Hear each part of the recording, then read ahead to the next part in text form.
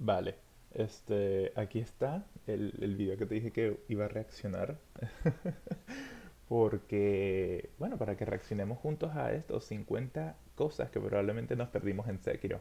Y me va a dar mucha risa, te voy a decir una cuestión, porque en contexto, yo he jugado todos los Souls de este juego. Y con todos los Souls me ha pasado lo mismo. Me paso el juego una o dos o tres veces. Y luego vengo y veo los videos de este tipo. Son en inglés, así que no espero que tú los veas, pero... se me recuerda, tengo que prender los subtítulos para el español. Subtítulos, español. Perfecto. Vale. Entonces siempre termino un Souls y vengo y veo los videos de este tipo, porque él tiene 50 cosas que te perdiste de todos los Souls. Y el bicho tiene videos de lore muy buenos. Mira esto, Story Explain y todo eso. Es muy bueno, me encanta. Este youtuber es lo máximo. Pero siempre vengo aquí y de las 50 cosas que probablemente me perdí como 49. Casi siempre. Porque sencillamente no presto demasiada atención. O no la que debería. Así que nada. Vamos a darle. You've all finished the game at this point, right? Right? So, I've Mi chiste decided to está compile patentado. my last 50 secrets for Sekiro into one video instead of 3, because after this it might be time to move on. Let's begin with what might be the best secret on this list. In the Shura ending, Al orders Wolf to forsake his master, with the intent to take Kuro away from the lands of the Ashina. What ensues is a conflict between Wolf, Emma, and then Ishin, and it's a conflict that Sí. Al excuses himself from just before the battle. But did you ever wonder why Al left here, and what he might be doing as you cut down Ishin and Emma? The answer is incredibly subtle, but it's hidden within this scene. See if you can hear it. That soft, squelching thud is very suspect. It seems like Al is putting something down right beside Ishin's corpse, right? This led me to ask Lance MacDonald, prominent Soulsborne data digger, to disconnect the camera in this cutscene and see if there was anything to find. And sure enough, the thing that Al puts down beside Ishin is the severed head of Ishin's grandson, Genichiro. Ah, So, while you were dealing with coño. Emma and Ishin, Al Es stepped verdad, no away peleamos and contra él assassinated después. Genichiro. Why? Well, Genichiro is also competing for Kuro's blood, plus Al also returns with the Black Mortal Blade, meaning that Genichiro must have located it at Ah, this point qué in the game. Black bolas. Mortal Blade in hand. Very little should El stand bicho in se va a Al's pelear way, contra Genichiro. except Nos Shura, deja a of nosotros los course, peludos. who, ironically, Menos might mal lo have been matamos. awakened by the carnage that Al initiated. As that dialogue reveals, Al's real name is Usui, which links him to a place called Usui's Forest, a mystical place mentioned in two item descriptions. First, it's mentioned in the Mist Raven feathers, belonging to one of the many mystical Ah, birds that tengo que ir a reside conseguir esa within vaina ahorita. Usui's Forest. And second, in the Phantom Kunai item, which reveals that Lady Butterfly trained in Al's forest since childhood, a place filled with mist and mystifications, which somewhat explains the shinobi that Al became. In our first fight with Al, he'll recite different parts of the shinobi code after each death we experience at his hand. First, that the parent is absolute, and if you unlocked a second resurrection during the fight by performing a death blow, then you hear that second, the master is absolute. But what very few people know is that there's a third rule, one that's never mentioned unless you unlock a third resurrection by consuming a Jizo statue during the fight. 3. Fear is absolute. There is no shame in losing one battle, but you must take revenge by any means necessary. I wonder if you've got it in you to bring me down. Ok, eso me gusta, ¿no? Porque es como que le pusieron una línea en específico cuando... O sea, si tienes tanto miedo de morir, le pusieron una línea para que cuando te mate te diga el miedo es absoluto, ¿verdad? Es como que no hay problemas en perder una batalla, pero tienes que regresar a vengarte. O sea, no creo que tenga mucha relación una cosa con la otra, pero me encanta el hecho de que vienen los mamahuevos de los Souls y te dicen, ah, estás cagado por morirte, dale, está bien, pues te voy a poner una línea así para que la sientas directo en el corazón. Hijos de puta. It's no surprise that Owl is one of Miyazaki's favorite bosses in Sekiro. Before launch, he gave this interview where he stated that his favorite boss uses really dirty, underhanded tricks, and that they're devious, and that he hopes that we'll know it when we see it. It has to be Owl, right? For this fight has this fantastic flavor to it. It's a boss that knows how to disable our heal, one that can use Mikiri, and most impressive to me, he's the first boss that actually has trickery just built into his... ¿Qué? ¿El bot puede hacer el Mikiri? O sea, yo nunca he hecho, o sea, últimamente lo estoy haciendo en el playthrough que estoy haciendo en español, ¿no? Pero yo nunca le hice a ningún boss en el playthrough original el ataque cargado. Y el enterarme que Aul te puede hacer el Mikiri es como, ¿what? his animations. He starts feigning attacks just as soon as you get used to countering them. His gameplay mechanics reflect his character design, which I think is a really worthwhile design goal for any developer. Up here, as Ashina Castle Yo no is lo sentí being así, pero bueno. besieged by the Interior Ministry, the soundtrack takes a bit of a turn. Listen to this part and tell me if anything sounds familiar. You guessed it. That strained sound is the same one that we heard back in the 10-second Shadows Die Twice teaser. In this same area, earlier in the game, we fight Genichiro, and we see his second phase here, the Way of Tomoe. But did you ever wonder why he strips his metal armor off here? It could be because his flesh is astoundingly resilient anyway, thanks to the rejuvenating sediment. It could be that the Way of Tomoe favors flowing, unhindered movement. Or my favorite idea is that his metal armor might conduct electricity, and things are about to get heretical. Yo up creo in que eso es here. lo que tiene más sentido, ¿no? To prepare for the invasion, warriors of the Ashina pore over a map within the Ashina dojo. The map depicts the area that you're in right now. Here's the main castle, the LOL. lake, the path to the sunken valley, to the outskirts, and back down the main Qué road. arrecho. Just around the corner from this map is a tiny little shrine on the wall, one that's dedicated to what can only be the divine dragon. Its distinctive face is recognizable, as is the body twisted around the stump of the sakura tree. Nice. Attached, we see what look like omakuji, little requests for blessings that are written on paper by the occupants of the castle. And did you ever wonder how certain shinobi doors work? Most of them make sense, simply taking you from one room to the next, but some of them make as much sense as traveling in Dark Souls 2 from the Earthen Peak to the Iron Keep after taking an elevator. That is to say, it makes no sense to flip a door in Ashina Castle and end up in the dilapidated temple, nor to flip the door in Headless's cave and end up deep within the mountains of Senpo Temple. However, From has put one tiny little detail here to deter any naysayers. There are 9 unintelligible ancient Japanese symbols on the ground in both of these places, which we can only surmise to be magic markings controlling these shinobi doors, allowing us to teleport from one place to another. Pues no lo había As you all pensado. know, if it's magic, it ain't Pero gotta tiene explain sentido. shit. Right beside some of the smallest, most impressive details often lie the most egregious mistakes that no lore master wants to bother trying to explain. For example, the so-called secret path out of Ashina doesn't really deliver, considering it's just an open field with a broken bridge going nowhere. I'm not exactly sure why Es verdad. El puto puente está roto. ¿Qué objetivo tiene ir hasta allá? What? Sekiro and Kuro keep coming back here.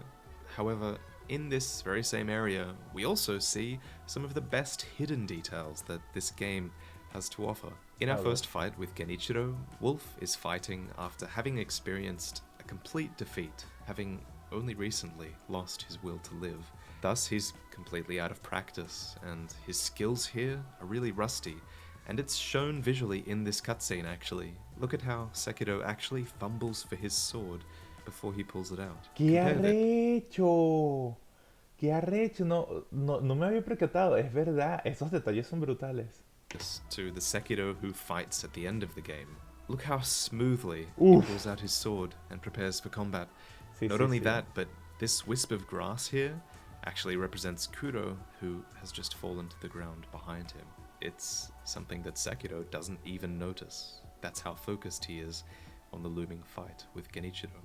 Moving from Ashina into the depths, we encounter our first Shishimen warrior, which in Japanese means the warrior with 7 faces. His design lives up to that, as he has a ton of faces all over his armor and attacks with spirit heads that inflict terror. This warrior in particular drops the ceremonial tanto, which is a dagger that was used in ritual offerings to the divine dragon. They would cut spirit emblems from their own flesh, and as we know, spirit emblems harbor the souls of the dead.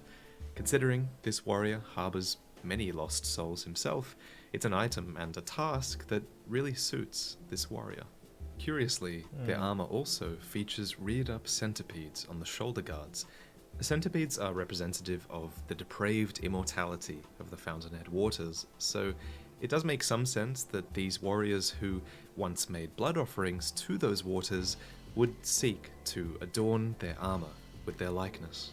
In fact, most characters with centipedes can trace their immortality to the Fountainhead Waters.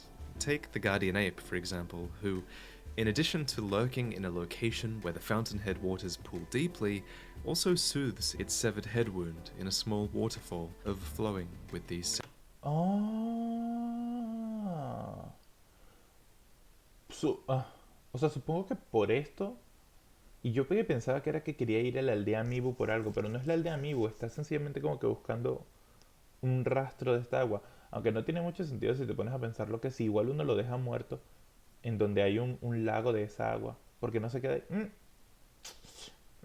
Same Fountainhead Waters. And as the centipede erupts from the ape's body, take special note of the way that the ape's movement changes. Originally, it fights like a beast, as its original self, but in the second phase, the centipede actually takes control, and now it fights with writhing, centipede-like winding attacks. Furthermore, it learns how to use a weapon, which raises even more questions about the centipedes and just how intelligent they really are. The ape's waters are Fountainhead waters, which is a fact that's proven once you succeed at killing the great carp with Harunaga. ¿Cómo que matar a la gran carpa? Con el cebo venenoso de Harunaga. ¡Ah! ¿Qué? Tengo que hacer eso. As poisonous bait during the Pot Noble questline. Once it's fed, return here, and you'll find its corpse. Proof that somehow a corpse, even as large as this one, can end up here. Speaking of the depths, I always found this piece of dialogue strange, where the old woman asks whether you'll be cast out or throw yourself in, and as I was scanning through all the dialogue text that was data mined for the game, I actually discovered this cut line from Kuro. It reads, "There exists a great gorge into which immortals are cast away into the underworld." Obviously, he's talking about the Ashina depths, and we do find many undying down here, some of them victims of experiments with the rejuvenating waters. Speaking of cut content down here, originally there was a different item you gave to the Red Priest of Mibu Village. Instead of Dragon Spring Sake, it was supposed to be a fresh Innsmouth liver. And this is significant because the town of Innsmouth is the setting for H.P. Lovecraft's Shadow over Innsmouth. Lol. And in this story, members of the village are turning into horrific aquatic life forms, which not only bears a ton of similarity to events in Mibu, but this is the story that inspired the fishing hamlet in Bloodborne. And there exists even Lol. more overlap with Bloodborne's fishing village. Slugs, for example, are a part of the story and environment in Mibu, just as they're a huge part of Bloodborne's fishing hamlet. The basket head also mentions a hunter named Inuhiko, an outcast who eats the flesh of beasts and who uses fire to ward away other villagers, just like the hunters do in Bloodborne. I think it's less of an Easter egg and more of yet another example of From Software having common elements across all their games, not to mention the vermin in Bloodborne, which have their own counterparts in Sekiro's centipedes. There's even a hanging man cradling something that looks like a humanity sprite here. Perhaps he was killed for holding on to his humanity, which is clearly something that the other villagers have abandoned.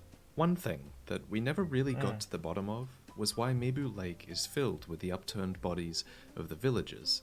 The most logical reason is that they drowned this way due to their undying thirst. Yeah. But a more satisfying explanation lies in the 1976 Japanese film The Inugamis, which features a murder victim who is found in a lake in this exact same upturned pose. LOL. And if I understand correctly, this is something that has been referenced in more Japanese media than just... ¡Epa, epa, epa, epa!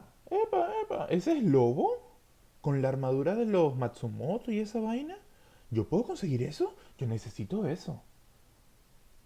Sekiro since then, and we have the sarcastic Canadian on Reddit to thank for catching this one. Moving back up to the mountains and valleys of Ashina, we look next to an item within Senpo Temple. It's a second bell, just like the one that takes us to the illusory halls. This one is found in the lower part of Senpo, in the room with the centipede long neck, and you have to wonder if this was ever meant to serve a purpose, an entry point to a future DLC, perhaps? One of the most interesting items in Sekiro is the contact medicine, a consumable that allows the player to voluntarily inflict a weak poison upon themselves so that they can't be affected by stronger poisons. But its most interesting use actually pertains to the Mist Raven prosthetic. For once you've taken the poison, it allows you to dash at any time since you're always taking damage. And if you look carefully at the contact medicine, you'll discover what's responsible for your affliction. Stemming from the powder, crushed into tiny little bits, are wings and abdomens of what can only be wasps or bees. What? Next is something incredibly cool, but also incredibly unknown. If you use the bestowal ninjutsu on the green lizards, then your blade becomes enhanced with poisonous properties. And the same goes for blood smoke. You conjure a green mist that will poison anything inside of it. The lizards are so easy to kill that no one ever thinks to waste ninjutsu on them, but these effects are incredible. And honestly, it's actually a huge shame that these lizards are always placed in out-of-the-way locations.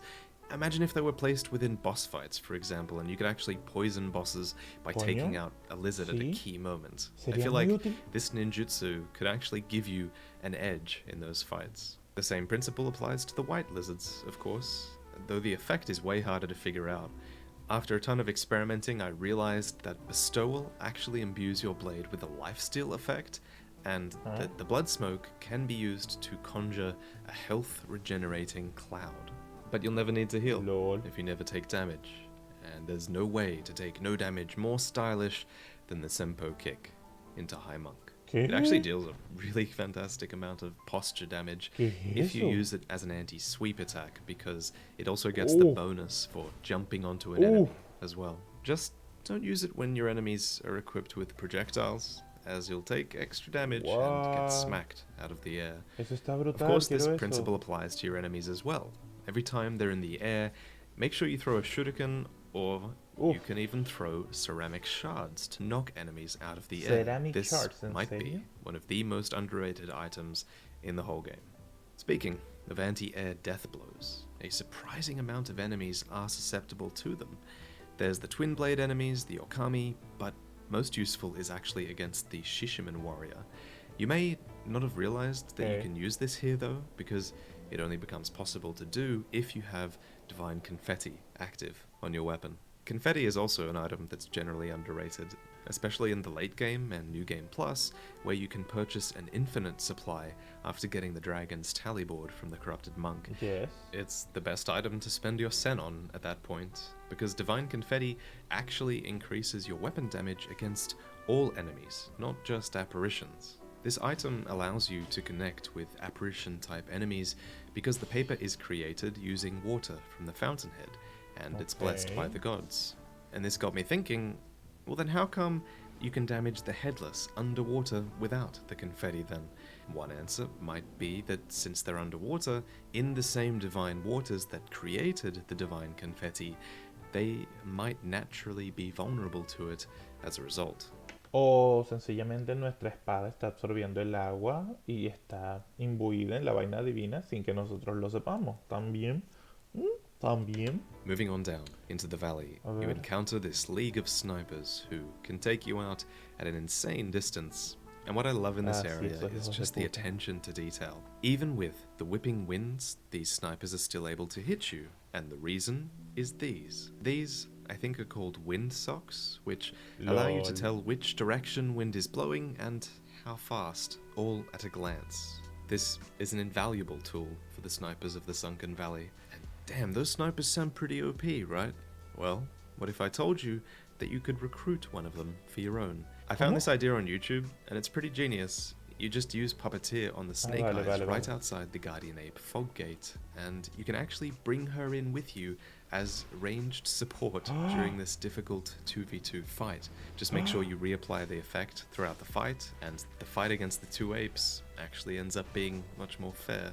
Something people rarely do ¿Qué? is kill the Guardian Ape before you kill the Guardian Ape's low health mate. Eso hice yo. If you do this, then you actually don't need to even kill the mate. She just gets sad and leaves instead.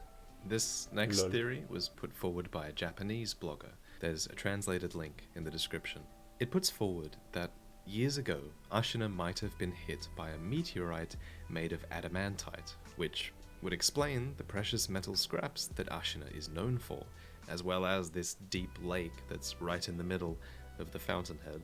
To add to this, I would put forward that lazulite, the rare metal of Fountainhead Palace, also would have come from this meteorite as well, because the last line of the lazulite shuriken actually reads, "The lazulite ¿Qué? blue trail of light it emits in flight is reminiscent of a shooting star."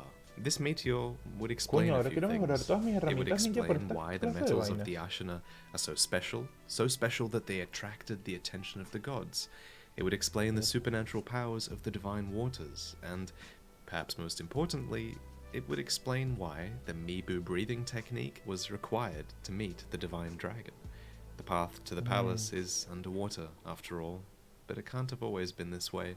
The crater must have filled with water after the arrival of the divine dragon. Right before meeting the divine dragon, we find what is surely a Miko, a sort of female shaman or shrine maiden.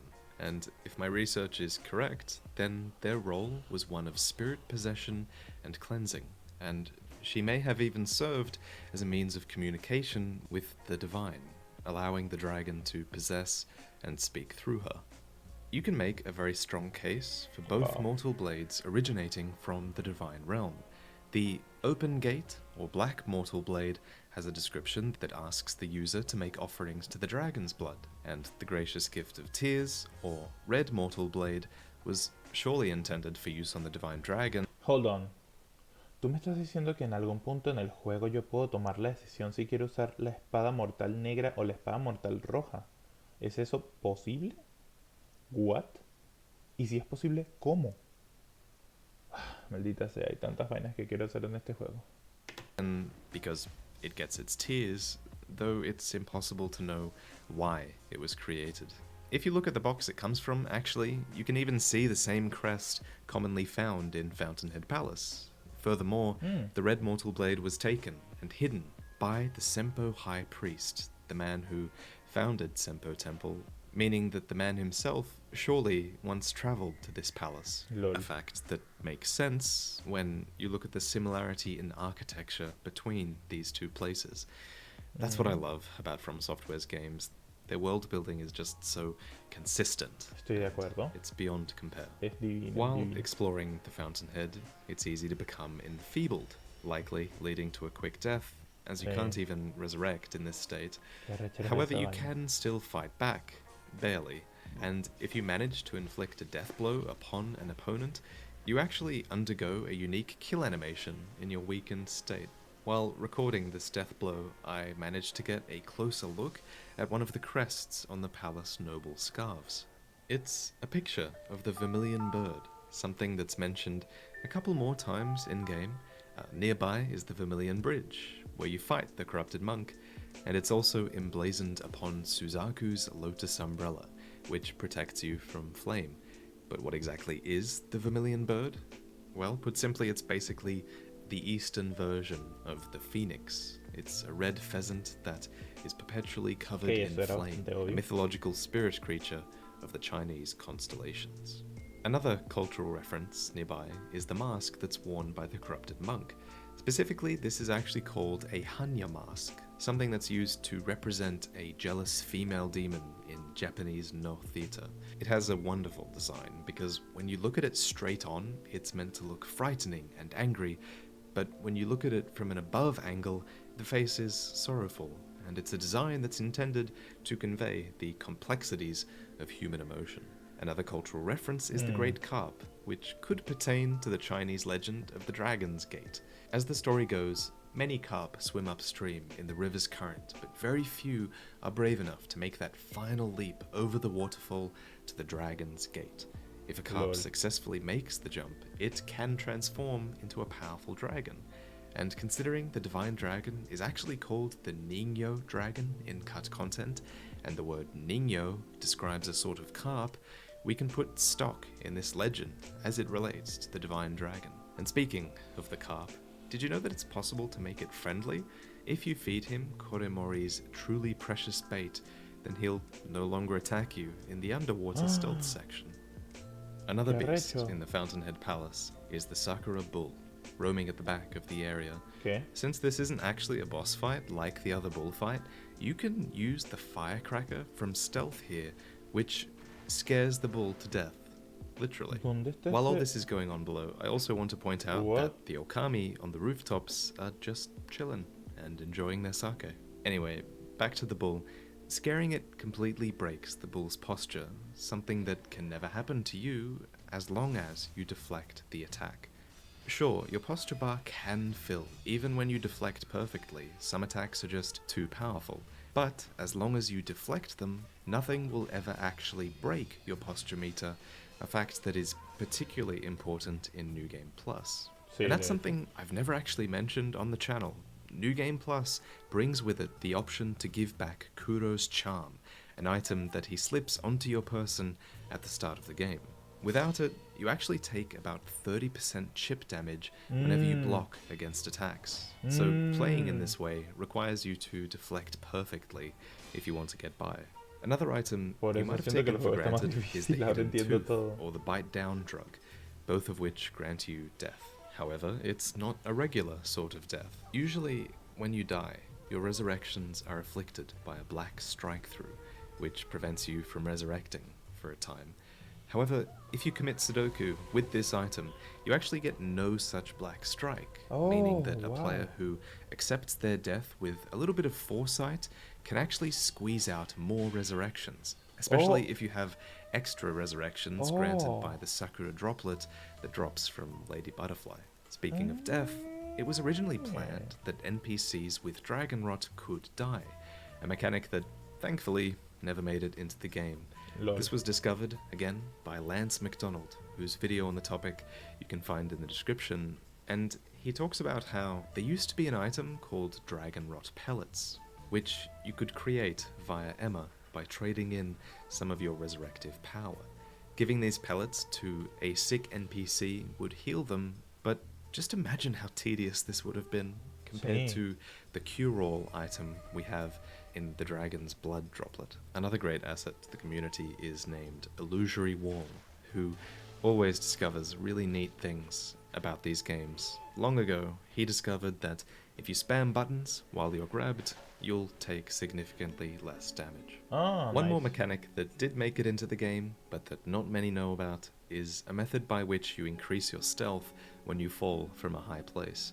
Crouch as soon as you hit the ground, and you'll be able to better stealth past enemies like this one, even from above. Speaking of above, the award for the highest kill goes to Evil Plan Z on Reddit, who says, "Fuck this monkey in particular." My final fact pertains to the Sekiro Design Works, which is this book of gorgeous art that you can pick up pretty easily online from sites like Yes Asia and Amazon. Links are in the description. Go check it out. It's an amazing collector's item, but there aren't too many revelations in here compared to previous design works, except for one interesting piece of what must be cut content, which depicts what appears to be Emma.